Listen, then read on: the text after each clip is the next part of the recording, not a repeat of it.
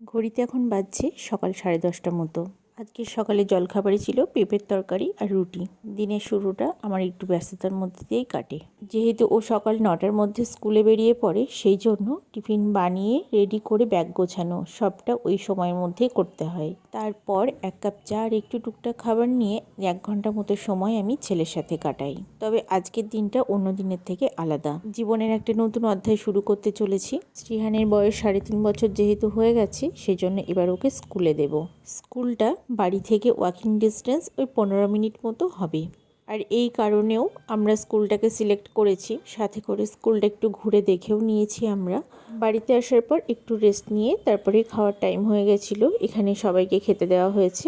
শ্রীহানকে খাওয়ানো মানে আমার কাছে একটা বড় যুদ্ধের সমান। আজ দুপুরে দুজনে একসাথে ঘুমাবে বলে এখানে ঠিক করেছে।